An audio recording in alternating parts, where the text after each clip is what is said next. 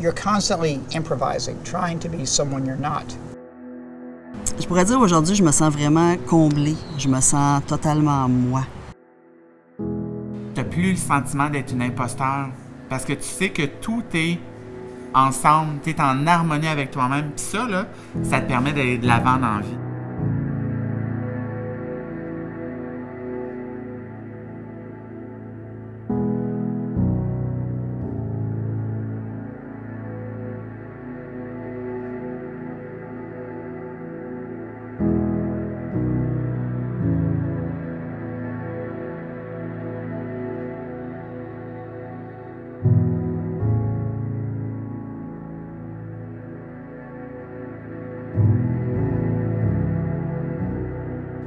J'ai toujours été une personne mal à l'aise dans mon corps. J'ai participé à un concours de drague un jour et c'est là que j'ai rencontré ma première personne trans.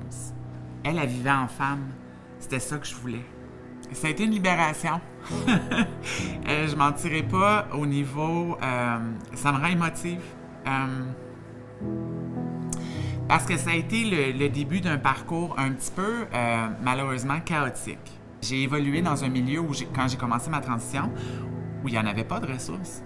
Où est-ce que si tu es une femme trans, déjà, il fallait que tu te battes pour trouver un médecin qui allait te prescrire des hormones.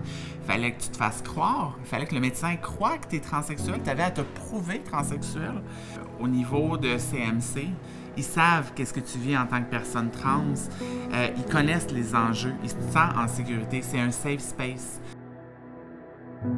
Moi, j'ai commencé ma transition en 2015. Partout où j'allais, on m'appelait Nathalie. Et quand j'ai eu mon rendez-vous ici, je suis arrivée, première chose, ils m'appellent. Moi, je m'attends qu'ils vont appeler Nathalie, donc ils nomment mon nom. Je réagis pas. À un moment donné, j'entends Nicolas Niquette. Là, je fais comme... Là, je me suis levée, j'étais tellement fière, là. Enfin, quelqu'un me reconnaissait pour ce que j'étais. On se sent très vulnérable parce qu'on ne sait pas dans quoi on s'embarque. On sait qu'on veut la phalloplastie, mais c'est quoi que ça va impliquer? La veille, j'étais excessivement stressée. J'ai pas dormi de la nuit. Je suis arrivée et rapidement, j'ai été prise en charge. On m'a préparée pour l'opération, on m'a emmenée dans la salle d'opération. Chacun s'est présenté. Ma façon de vivre ma vie, ma façon d'être est différente de par cette opération-là. Je me sens totalement moi. We flew from New Mexico and arrived here about a week ago. It feels like a miracle. If an important part of your body that's almost impossible to ignore feels utterly alien, if you've never experienced it, it's probably like, well, why don't you just live with it? But I couldn't do it anymore. I just got to a point where I just couldn't do it anymore. I had to do something. You know, they just were very patient about dealing with my anxiety and my confusion about the procedure. And they kind of walked me through it, which is wonderful.